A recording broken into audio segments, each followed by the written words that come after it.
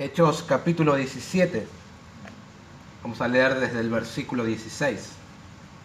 Mientras Pablo los esperaba en Atenas, su espíritu se enardecía viendo la ciudad entregada a la idolatría. Así que discutía en la sinagoga con los judíos y piadosos, y en la plaza cada día con los que concurrían. Y algunos filósofos de los epicúreos y de los estoicos disputaban con él. Y unos decían: ¿qué querrá decir este palabrero? Y otros: parece que es predicador de nuevos dioses, porque les predicaba el evangelio de Jesús y de la resurrección. Y tomándole le trajeron al Areópago diciendo: ¿podremos saber qué es esta nueva enseñanza de que hablas? Pues traes a nuestros oídos cosas extrañas. Queremos pues saber qué quiere decir esto, porque todos los atenienses y los extranjeros residentes allí en ninguna otra cosa se interesaban, sino en decir o en oír algo nuevo. Entonces Pablo, puesto en pie en medio del Areópago, dijo: varones atenienses, en todo observo que sois muy religiosos, porque pasando y mirando vuestros santuarios, hallé también un altar en el cual estaba esta inscripción: al Dios no conocido. Al que vosotros adoráis, pues, sin conocerle, es a quien yo os anuncio. El Dios que hizo el mundo y todas las cosas que en él hay, siendo Señor del cielo y de la tierra, no habita en templos hechos por manos humanas, ni es honrado por manos de hombres, como si necesitase de algo. Pues Él es quien da a todos vida y aliento y todas las cosas. Y de una sangre ha hecho todo el linaje de los hombres, para que habiten sobre toda la faz de la tierra, y les ha prefijado el orden de los tiempos y los límites de su habitación, para que busquen a Dios y en alguna manera palpando puedan hallarle, aunque ciertamente no está lejos de cada uno de nosotros. Porque en Él vivimos y nos movemos y somos, como algunos de vuestros propios poetas también han dicho, porque linaje suyo somos. Siendo pues linaje de Dios, no debemos pensar que la divinidad sea semejante a oro o plata o piedra, escultura de arte y de imaginación de hombres. Pero Dios, habiendo pasado por alto los tiempos de esta ignorancia, ahora manda a todos los hombres en todo lugar que se arrepientan, por cuanto ha establecido un día en el cual juzgará al mundo con justicia, por aquel varón a quien designó, dando fe a todos con haberle levantado de los muertos. Pero cuando oyeron lo de la resurrección de los muertos, unos se burlaban y otros decían: ya te oiremos acerca de esto otra vez. Y así Pablo salió del medio de ellos, mas algunos creyeron, juntándose con él, entre los cuales estaba Dionisio, el Areopagita, una mujer llamada Dámaris, y otros con ellos. Aquí nomás, vamos a orar. Una vez más, gracias, oh Dios, por esta oportunidad que podemos tener y el privilegio de estar juntos, el privilegio de ser tu iglesia, tu pueblo, la novia del Cordero que Él vendrá a buscar muy pronto, así lo creemos. Gracias porque ahora abrimos la Escritura, vamos a pensar en este capítulo, reconociendo que es inspirado, que tú la has preservado también para estos tiempos, que nosotros aprendamos un poco más de ti, un poco más del Evangelio. Eso deseamos en esta tarde, aprender, oh Señor, que tú nos hables, nos instruyas, sobre todo que podamos retener lo que escuchamos, tengamos el deseo de aplicarlo también a nuestras vidas. Lo pedimos en el nombre de Jesús. Amén. Bueno, el Evangelio llega a Atenas por medio del apóstol Pablo, una ciudad con mucha historia, ¿verdad? Será una experiencia muy interesante para el apóstol llegar a esta ciudad, muy particular sobre todo. Tal vez pueda compartirte algunos datos curiosos de esta ciudad antes de comenzar a desarrollar el mensaje.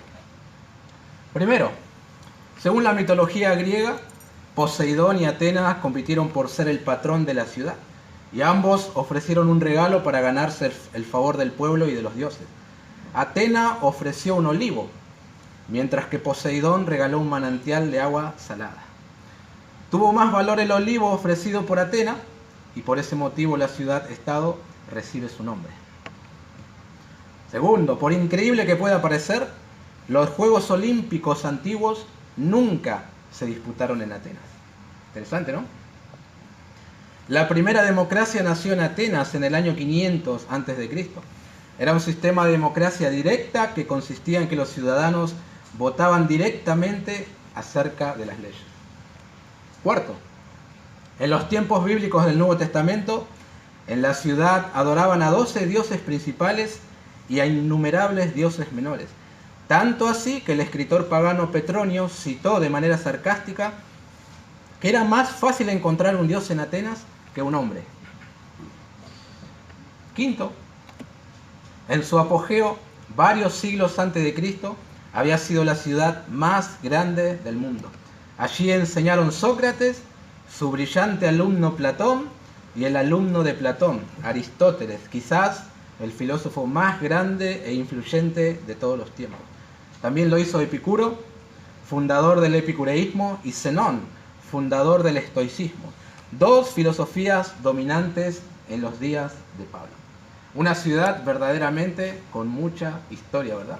Y por esos suelos, por el que alguna vez transitaron los grandes hombres según el mundo, también fueron pisados accidentalmente por tal vez el segundo hombre más influyente de todos los tiempos, un tal apóstol Pablo, ¿verdad? Después del Señor Jesucristo, tal vez sea el más influyente de todos. Bueno, si bien es cierto que el misionero y apóstol, ahora lo vamos a ver, él estará evangelizando a sus hermanos los judíos, como era su costumbre. Nuestro pasaje dice que discutió con ellos en la sinagoga. También podemos decir que será una audiencia nueva para el apóstol Pablo, ¿verdad? Una audiencia que él no había conocido ni experimentado, que es discutir con esta gente. Gente que se destacaba por los debates abiertos, eran pensadores, cultos, educados. Alguien dijo que Atenas era el centro intelectual como Oxford o Cambridge, no sé si lo menciona bien en inglés, pero algo así era Atenas, ¿verdad? Todo un desafío para el apóstol Pablo llegar a esas personas. Pero ¿saben qué? En esa ciudad también quedarán las marcas de aquel que supo llenarlo todo con el Evangelio, ¿verdad? Las marcas del apóstol Pablo. Y aunque el resultado tal vez no resulte muy alentador, sí lo será una cosa: prestar atención a esta magnífica exposición del Evangelio que Pablo estará haciendo en ese lugar. Lamentablemente no lo dejaron terminar, no pudo desarrollar todo el mensaje, pero será muy interesante prestarle atención a lo que él pudo compartir allí en Atenas. Ahora bien, dije que era una nueva audiencia, sí, pero saben que el predicador también estaba preparado para enfrentar a esta audiencia, ¿verdad? Él fue instruido a los pies de Gamaliel, ¿recordarán eso? Probablemente él estuvo en la Universidad de Tarso, sobrepasada únicamente por la de Atenas y Alejandría.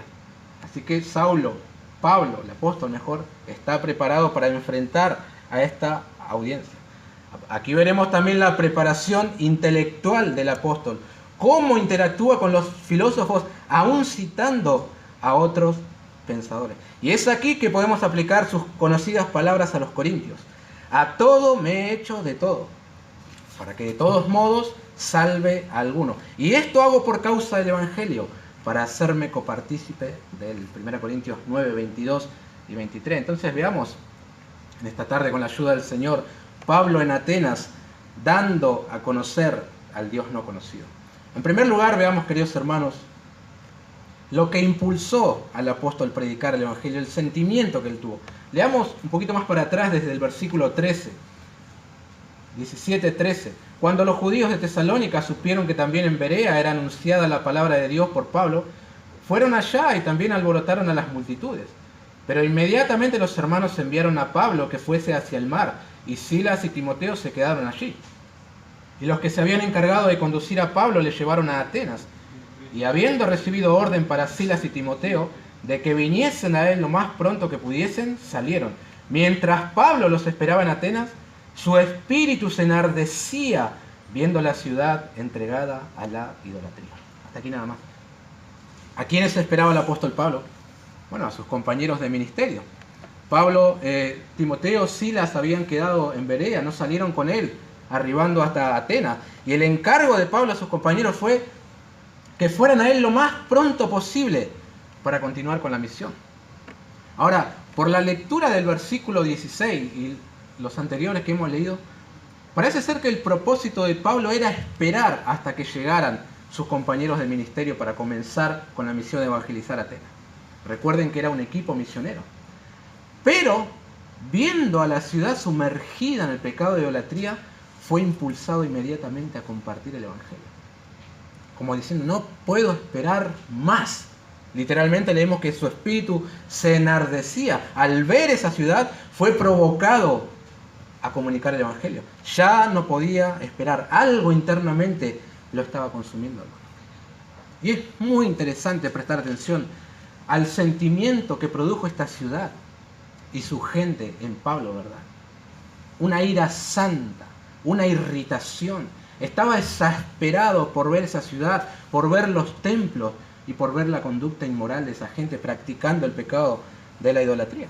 Nosotros sabemos que en Jerusalén no era algo habitual encontrarse un ídolo en la calle o un templo pagano. Y en Atenas no había uno, sino cientos de templos y altares que habían levantado los hombres para evocar a algún dios. Por eso dice literalmente que la ciudad estaba entregada a la idolatría. Atenas era considerada la capital religiosa del mundo. Y eso provocó una ira santa en Pablo y fue movido a compartir el Evangelio antes de que llegaran sus compañeros de ministerio. Ese es el sentir, queridos hermanos, que los justos tienen ante semejante desborde de pecado. Exasperación, irritación, enojo. Y aunque no siempre tomamos las mismas resoluciones que el apóstol, sí debiéramos lamentarnos e irritarnos por el pecado de nuestro entorno. El apóstol Pedro habló de una persona que sintió algo parecido al apóstol Pablo. Un tal Lot, el sobrino de Abraham. En su segunda carta, en el capítulo 2, versos 7 y 8, dice el apóstol Pedro que el justo Lot estaba abrumado por la nefanda conducta de los malvados, porque este justo que moraba entre ellos afligía cada día su alma justa, viendo y oyendo los hechos inicuos de ellos. Ahora, Jesús también expresó una especie de ira santa o compasión y tristeza en aquel conocido lamento sobre Jerusalén, ¿verdad? Jerusalén, Jerusalén, que matas a tus profetas y apedreas a los que te son enviados. ¿Cuántas veces quise juntar a tus hijos como la gallina junta a sus polluelos? Y no quisiste. Moisés en el Sinaí, lo vimos hace poco, experimentó algo similar también. Cuando él descendió, vio el pueblo danzando junto al becerro. La Escritura dice que ardió en ira, desparramó todo y pidió explicaciones a su hermano del por qué permitió tan grande pecado. Éxodo 32. Ira, exasperación al ver que la ciudad se sumerge en pecado. Eso está experimentando aquí el apóstol Pablo. Ese es el sentir de los justos hacia una ciudad sumergida en el pecado. Ahora, no sé si es lo que sientes cuando ves que la ciudad se sumerge, tal vez celebrando culto al patrono del trabajo, por ejemplo. No sé si te exasperas cuando sucede eso. Irritación cuando la ciudad dice celebrar carnavales, que no es más que un culto a la desnudez y sexualidad, el ídolo más venerado en la sociedad de hoy. Y lamentablemente, muchos que dicen ser cristianos, en lugar de irritarse, participan de estas cosas, exponiendo también a sus hijos a estas cosas.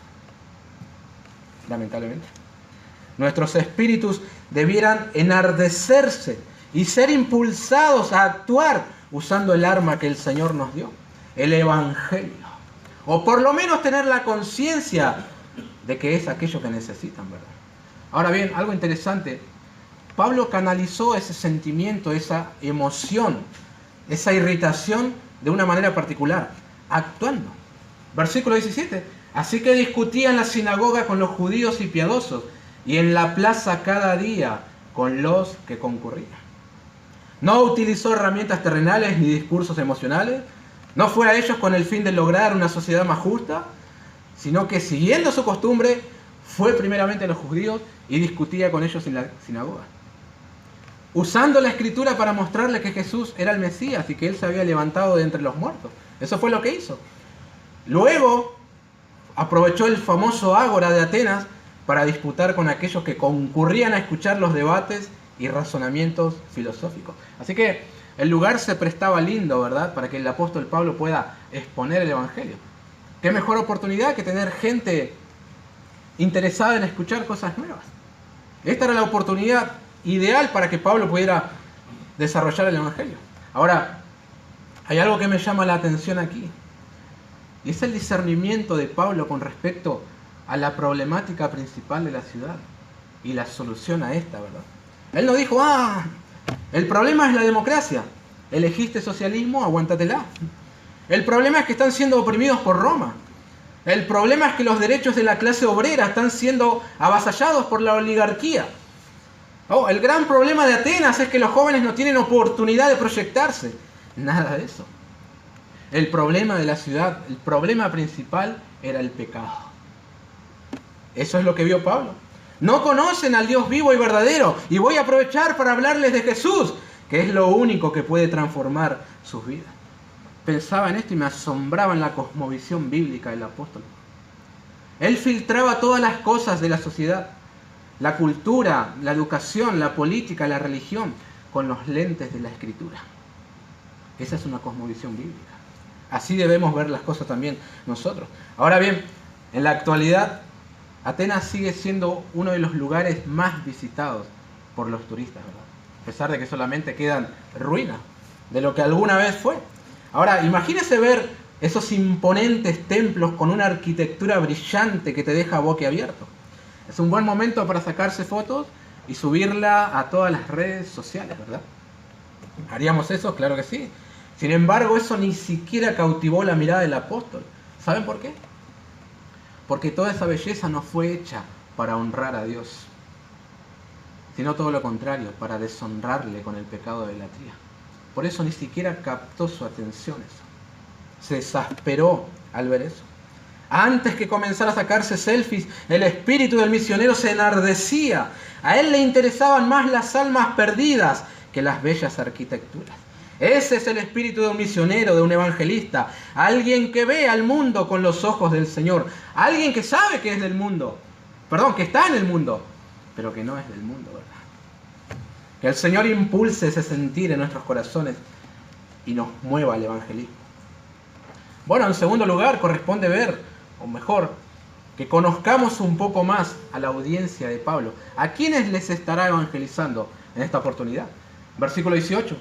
Y algunos filósofos de los epicúreos y de los estoicos disputaban con él, y unos decían, ¿qué querrá decir este palabrero? Y otros parece que es predicador de nuevos dioses, porque les predicaba el evangelio de Jesús y de la resurrección. Y tomándole le trajeron al Areópago diciendo, ¿podremos saber qué es esta nueva enseñanza que hablas? Pues traes a nuestros oídos cosas extrañas. Queremos pues saber qué quiere decir esto. Porque todos los atenienses, dice Lucas, y los extranjeros residentes allí, en ninguna otra cosa se interesaban, sino en decir o en oír algo nuevo. Qué interesante audiencia la del apóstol, ¿eh?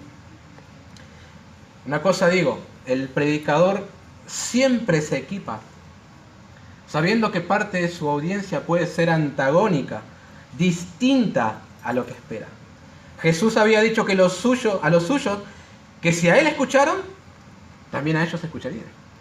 Pero si a él le persiguieron, a los suyos también perseguirían. Él dijo eso. Pablo lo sabía también. Por lo menos aquí, hermanos, no tenemos violencia física como en Filipos. Y Pablo no tiene que huir. Ahora, ¿quiénes eran estos que disputaban con Pablo? A Lucas le pareció interesante, por eso nos dice que pertenecían a los epicúreos y a los estoicos. ¿Quiénes eran? Bueno, dos grupos que adherían a las filosofías predominantes de ese tiempo. Por un lado tenemos a un grupo conocido como los epicúreos. Ahora, ¿qué creían estos? ¿Cuál era la filosofía de vida con la que se conducían? Bueno, debemos remitirnos a los que saben. Y estos dicen, los epicúreos eran seguidores de Epicuro 342-270 a.C., que enseñaban que la naturaleza es la esencia de todas las cosas y que el universo estaba compuesta por átomos eternos e indestructibles. Decían que la naturaleza, por medio del placer y del dolor, enseña a distinguir entre el bien y el mal. También enseñaban que los dioses eran incapaces de airarse, indiferentes ante la debilidad humana, y no intervenían ni participaban en los asuntos de los hombres.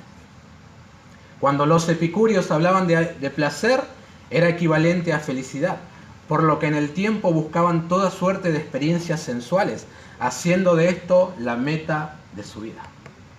Eso creían los epicúreos. Ahora tenemos otro grupo más, los estoicos, seguidores de un tal de Zenón de Sitio, 335-263 a.C., Eran auténticos panteístas, afirmando que el único Dios era el alma del universo, que daba vitalidad a todo, pero carecía de personalidad y trascendencia. Exhortaban a sus seguidores a aceptar las leyes de la naturaleza y de la conciencia y a tratar de ser indiferentes al placer, al dolor y al gozo. Es decir, que eran dos grupos antagónicos, ¿verdad? Por eso es que se juntaban en el agora y debatían. Las referencias son del profesor Pérez Millo. Ahora, si queremos resumir el pensamiento de ambos grupos, podríamos decir que los epicúreos creían y enseñaban que el placer y evitar el dolor son el fin principal del hombre. Y los estoicos veían el dominio propio como la virtud más grande. Unos ateos prácticos y los otros panteístas. Y ambos se juntaban a debatir. Y allí estaba Pablo con los dos grupos. Ahora, ¿crees que esa filosofía de vida es distinta a la que adoptan los hombres de hoy en día? Claro que no. Por eso no debemos considerar que nuestro contexto es diferente al que está viviendo el apóstol Pablo aquí. Nada hay nuevo, queridos hermanos. Por esto se puede aplicar a nuestro contexto hoy. Hoy tienes a epicúreos aún dentro de las iglesias evangélicas. Personas que creen que el fin principal del hombre es ser felices. Los famosos hedonistas. Y van en pos de la felicidad como meta principal y no en pos de la santidad. Epicúreos modernos. Tenemos también a estoicos en nuestras filas. Gente fatalista que cree que la meta de la vida humana es llegar a un punto de indiferencia total al placer o al dolor. Es por eso que el sabio Salomón dijo algo muy cierto, aplicable a todos los tiempos. Eclesiastés 1:9-10.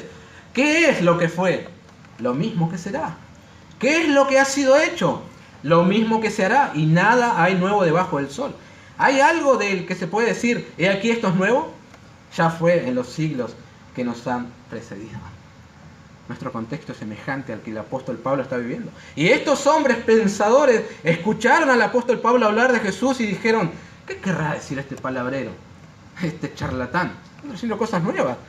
Y otros decían, solo es alguien que está predicando a dioses nuevos. Y parece ser que pensaban que Pablo estaba anunciando a dos dioses. Por un lado a Jesús y por otro lado a una diosa llamada resurrección. Eso Lucas hace esta distinción aquí. Y como era algo nuevo para sus oídos, y eso les interesaba mucho, llevaron al predicador al Areópago para indagar un poco más. Yo pienso que tal vez Pablo estuviera diciendo, qué buena oportunidad que tengo. Qué puerta me abrió el Señor para predicar el Evangelio. Y si las puertas se abren, dice el apóstol Pablo, veamos nosotros en tercer lugar. Pablo da a conocer al Dios no conocido. Versículo 22. Entonces Pablo, puesto en pie en medio del Areópago, dijo, varones atenienses, en todo observo que sois muy religiosos. Ahora se han apartado del bullicio de toda la gente y los llevan al Areópago. Es una especie de corte judicial en el cual Pablo no va a estar siendo juzgado, sino que quieren escucharle mejor, ¿verdad? Por eso lo están llevando a ese lugar. Y Pablo se introduce y lo hace muy sabiamente, teniendo en cuenta a su audiencia. Cuando estos eran judíos, ¿qué hacía Pablo? Apelaba a la ley. Y por las escrituras quería demostrar que Jesús era el Mesías. Ahora tiene una audiencia nueva. ¿Y cómo lo hace? Si quieres tomarlo como un subpunto A, digo que Pablo da a conocer a Dios, al Dios no conocido, con mucha prudencia. Él dice en el verso 22, varones atenienses, en todo observo que sois muy religiosos. Alguien dijo que esto es como una alabanza a los oídos de los filósofos, ¿verdad? Pablo no está sacando el mazo y dándole de una, ¿no? En cierta manera está siendo muy cortés con esta gente para introducirse, no es un palazo. De hecho, estas palabras parecen ser una cita literal de uno de los oradores más importantes de toda Grecia, llamado Demóstenes. Entonces Pablo, quien estaba enardecido por la idolatría de la ciudad, puso la prudencia por delante del sentimiento de irritación. ¿Por qué? Porque él sabe que la presentación es algo fundamental a la hora de presentar el Evangelio. El cómo te vas a introducir para que tu audiencia te siga escuchando o no. Si haces una mala introducción, la gente se va y no te escucha más. Si haces una buena introducción, estarán deseosos de seguir escuchando. Es lo que está haciendo el apóstol Pablo aquí a la hora de evangelizar. De ella depende que te escuchen o no. Por eso, hermanos, Es necesario ser prudentes a la hora de evangelizar. A menudo nosotros los creyentes tenemos oportunidad de evangelizar a alguien. ¿Verdad que Dios siempre nos abre una puerta para compartir el evangelio? Claro que sí. Alguien que está dispuesto a escucharnos. Pero muchas veces embarramos la cancha. Nuestra imprudencia cierra las puertas que en un momento se abrieron. Tal vez somos muy agresivos o muy apresurados o decimos cosas inoportunas sin tener en cuenta el contexto en el que nos encontramos. A veces estamos delante de personas enfermas o en sufrimiento y esa es una obra del diablo, hay que echarlo fuera. Y arruinamos la oportunidad que teníamos de evangelizar.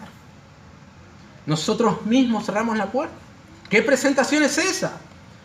Un hermano me contaba que solían hacer evangelismo en los hospitales. Ya saben, repartir literatura allí. Y había un integrante del cuerpo que le salía la chaveta, digo yo. Y estaba delante del que estaba en camilla y comenzaba los gritos y a hablar en lenguas. Y uno dice, ¿y qué presentación es esa del evangelio? Cerrás la puerta para el que está allí. No te escuchará más. Dirá, ¿qué le pasa a este hombre? Sáquenlo de aquí. O a lo mejor estás en un contexto de gente idólatra. No puedes arrancar con, te vas a ir al infierno si no te arrepentís de la idolatría. Yo no digo que hay que diluir el mensaje o acomodarlo como hace mucho. Pero sí que hay que ser prudentes a la hora de presentar el evangelio. Que si se van a ofender y cerrar las puertas, sea porque se endurecen al evangelio y no por nuestra imprudencia, ¿verdad? Ahora bien, una vez hecha la presentación, ya tiene Pablo la atención de toda la audiencia, él comienza a desarrollar el mensaje. Versículo 23. Porque pasando y mirando vuestros santuarios, hallé también a un altar en el cual estaba esta inscripción: al Dios no conocido. Al que vosotros adoráis, pues sin conocerle, es a quien yo os anuncio. Ahora, ¿qué está diciendo el apóstol Pablo? Que él no estaba predicando a dioses nuevos o dioses extranjeros, sino que al mismo que ellos decían adorar, pero sin conocerle. Esa es una buena estrategia a la hora de predicar el evangelio. Buscar cosas en común con tu oyente, ¿verdad? Ah, ustedes adoran a Dios, qué bien, yo también. Y a ese Dios vengo a anunciarles. ¿Y sabían que ese Dios puede ser conocido? Lo que está diciendo Pablo aquí. Ahora, con esto no está tratando de, o mejor dicho, sí lo está. Está tratando de convencerlos de que el Dios que él anunciaba se puede conocer. Tener una relación personal con él. Ya hemos dicho que uno de los grupos, los filósofos, de los epicúreos, no creían en que los dioses se relacionaran con las personas. De hecho, no interferían en nada con respecto a la humanidad. Eso es lo que creían. Pero Pablo le está diciendo que el Dios verdadero sí interfiere y se relaciona con sus criaturas. Por eso Isaías dice, buscad a Jehová mientras pueda ser hallado, llamadle en tanto está cercano, es decir, está disponible y puede tener una relación con nosotros. Jesús dijo que si guardamos sus palabras, el Padre nos amará y juntos vendrán y harán morada en nosotros. Esa es una relación. El Dios no conocido por ustedes puede ser conocido y no está lejos de ustedes, le dice Pablo. Y de esta manera crea un puente con su audiencia. Ahora, ¿saben que en Atenas, literalmente, había cientos de altares que decían que tenían la inscripción al Dios no conocido? ¿Por qué? 600 años antes de Pablo, dice un comentarista, llegó una terrible plaga a la ciudad y un hombre llamado Epiménides tuvo una idea. ¿Qué hizo? Soltó a un rebaño de ovejas a lo largo de la ciudad y donde quiera que se acostaran, sacrificaban a la oveja para el dios que tuviera el santuario o templo más cercano. Si la oveja se acostaba en un lugar que no estuviera cerca de ningún santuario o templo, sacrificaban la oveja para el dios no conocido. Fin de la cita. Y se levantaba allí un altar. Por esto es literal. Ahora, Pablo parece que está dando una lección objetiva, tomando cosas que eran conocidas por los atenienses, aplicándolas con las verdades de las Escrituras. Probablemente estos les preguntaran, ¿y cómo es ese Dios al que estás anunciando? ¿Cuáles son sus atributos? Pablo responderá desde el versículo 24 hasta el 31 que es un Dios creador de todas las cosas, es el Señor del cielo y de la tierra, no mora en templos hechos por manos humanas, no es servido por manos de hombres, es el originador de las naciones, está al alcance de todos, en Él vivimos, nos movemos y somos. Él da salvación y exige arrepentimiento. Él será el juez que juzgará al mundo por medio de aquel que resucitó de entre los muertos. Saben que esto está muy bien presentado por el apóstol Pablo.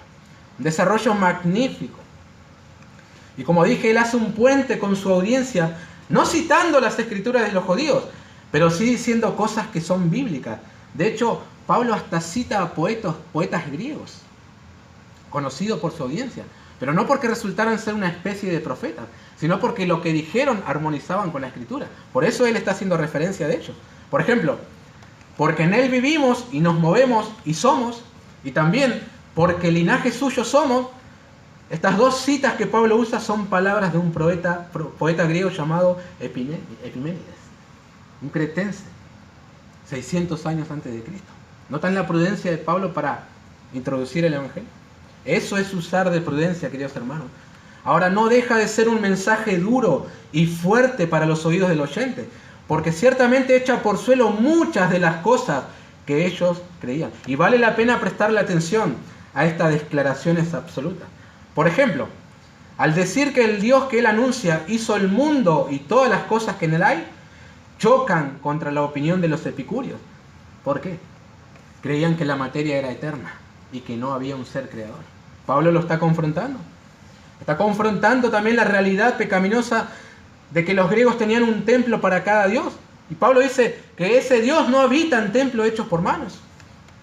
Dice más, al decir que no es honrado por manos de hombres porque no necesita nada, está contrastando la idea griega de que los dioses necesitaban que se le rindan culto, ser invitados a festividades y banquetes para que no se sientan menospreciados. Sin embargo, el Dios verdadero, dice Pablo, no necesita nada de eso. Es la criatura quien necesita a Dios y no al revés. Y dice más Pablo, de una sangre, la de Adán, ha hecho todo el linaje de los hombres para que habiten sobre toda la faz de la tierra. Está dando un golpe duro al orgullo nacional de los griegos. ¿Por qué? Porque estos despectivamente decían que los no griegos eran bárbaros. Y Pablo está diciendo, todos somos criaturas de Dios y todos somos iguales delante de Él. Así que en un desarrollo del Evangelio siempre llegaremos a un punto en el cual el oyente será confrontado, desafiado con lo que él cree, con el concepto que tiene de Dios, de la creación, de la resurrección. Siempre vamos a llegar a ese momento. Aquí de una manera cortés y sutil, Pablo les dice, todo lo que ustedes creen está mal. Son ignorantes e idólatras. Todo eso está diciendo Pablo con el mensaje que está desplayando aquí. Ahora, lejos de ser solamente un mensaje confrontativo, el Evangelio es un mensaje esperanzador.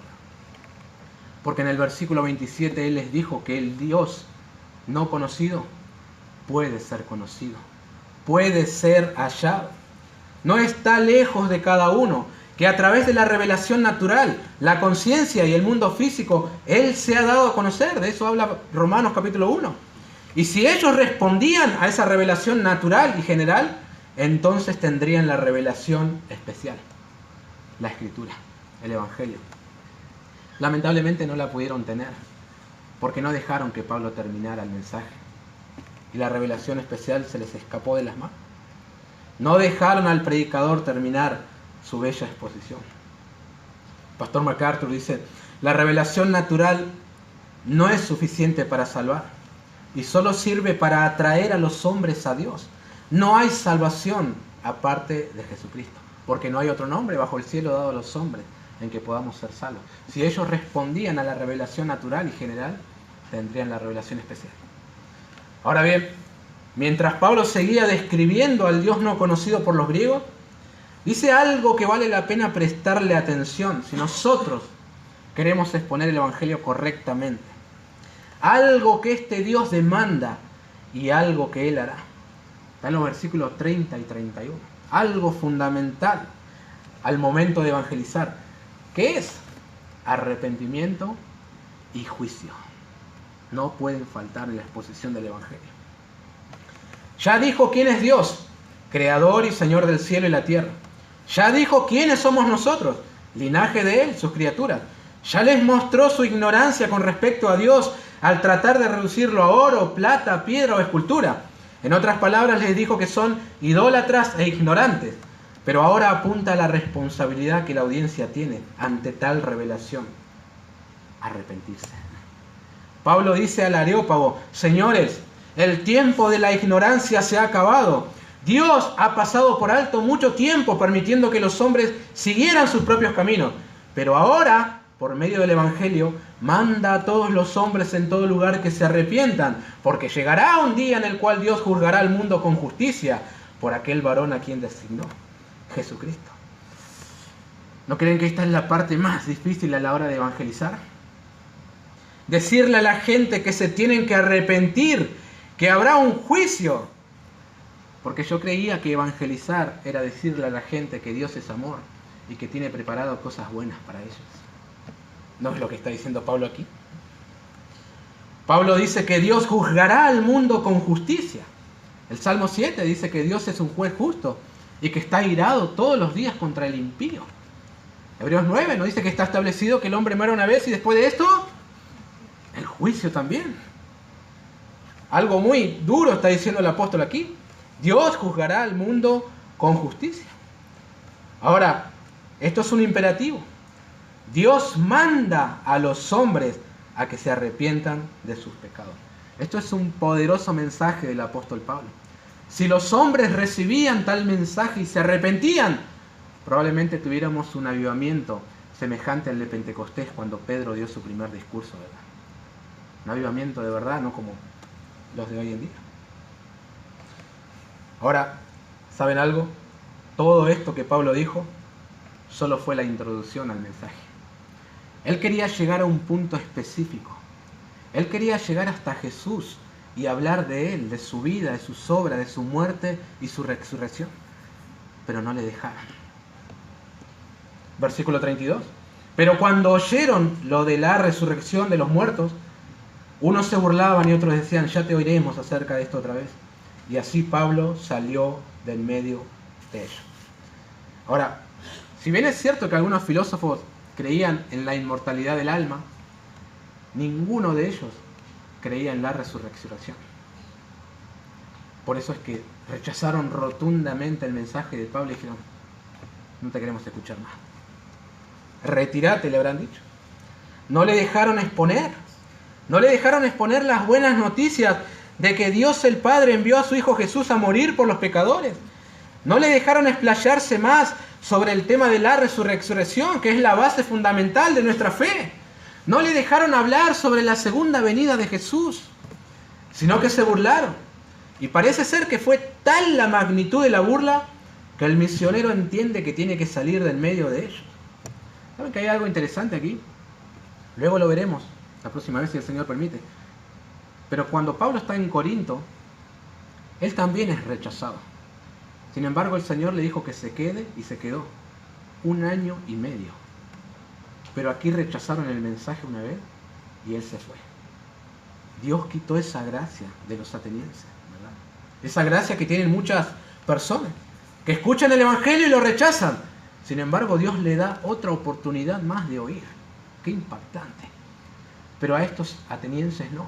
Escucharon el Evangelio una vez, lo rechazaron, no más. No hay otra oportunidad para ustedes. Tremendo. Ahora, a pesar de que el apóstol no pudo desarrollar completamente el mensaje, Dios en su gracia aplicó lo poco que pudo decir Pablo al corazón de algunos atenienses. Verso 34. Mas algunos creyeron juntándose con él, entre los cuales estaba Dionisio, el Areopagita, una mujer llamada Dámaris y otros con ellos. No importa cuántos eran. ¿Serán 4, 7, 10 como mucho? No lo sabemos. Entre ellos está Dionisio. Se dice que era uno de los jueces de la corte que tenía su sede en el Areópago. Una mujer llamada Dámaris. No sabemos quién es ni qué hacía, pero está allí. Y otros más que creyeron. No sé si habrán llegado a 10 personas. Ahora, eso nos anima a nosotros, ¿verdad? ¿A qué nos anima? Si no te dan el tiempo para desarrollar el mensaje del Evangelio, confían que el Señor puede utilizar al menos lo que has podido llegar a decirle, ¿verdad? Pablo no pudo terminar el mensaje del Evangelio, Pero lo que dijo, el Espíritu lo aplicó a los corazones y algunas personas creyeron. Tremendo. Pregunto, ¿fue un rotundo fracaso predicar el Evangelio en Atenas? Aquellos que se enfocan en los números dirían que sí, ¿verdad? No se convirtieron muchos, fracasó. Otros podrían decir que si tan solo un alma creyera el mensaje, tal misión debe catalogarse de exitosa. Pero no es así, hermanos, como debemos evaluar la oportunidad que Pablo tuvo de compartir el Evangelio. Crea alguien o no crea nadie, el Evangelio fue expuesto y eso es suficiente. Para salvación o para condenación, Dios es glorificado de la misma manera. El Evangelio fue expuesto. Él hará lo que tenga que hacer. Ustedes seguramente conocen la historia de aquellos 5 misioneros americanos que fueron a la selva ecuatoriana a predicar a los indígenas Waorani. Lamentablemente los 5 fueron asesinados sin fruto alguno. Una tragedia. Pero luego sabemos que muchos llegaron a la fe por el testimonio de una de las esposas de los misioneros y una hermana de ellos. Nunca es en vano proclamar, testificar del Dios creador de todas las cosas y del Señor Jesucristo. Nunca. Porque Dios recibe gloria igual. Termino diciendo lo siguiente. Nuestro mundo, nuestro contexto no es muy distinto al que vivió el apóstol Pablo. ¿No es cierto que vivimos en un mundo sumergido en filosofía, huecas sutilezas, como el mismo Pablo dice? Gente que ha abrazado el hedonismo, corriendo en pos de la felicidad, ignorando al Dios creador de todas las cosas, idólatras de dioses o de sí mismo, sin o con un concepto equivocado del Dios de la Biblia. Gente que tendrá que enfrentar el juicio que Dios estableció para cuando el hombre muera. Y pregunto, ¿qué haremos, mis queridos hermanos? ¿Qué haremos? Desde el contexto en el que nos encontremos, hablaremos teniendo en cuenta los pilares básicos de la fe cristiana, el pecado de los hombres, por cuanto todos pecaron y están destituidos de la gloria de Dios. Hablar del arrepentimiento al que Dios llama, arrepentíos y creed en el Evangelio. Hablar del juicio venidero que vendrá sobre aquellos que rechazan este mensaje. Y hablar de la resurrección de Jesús como un triunfo ante la muerte y el pecado. Eso haremos. El Evangelio es un poderoso mensaje que se nos ha confiado. Nuestra responsabilidad es dar a conocer al Dios no conocido. Y que el Señor haga lo que tenga que hacer con aquellos que escuchan. Nada más, mi querido hermano.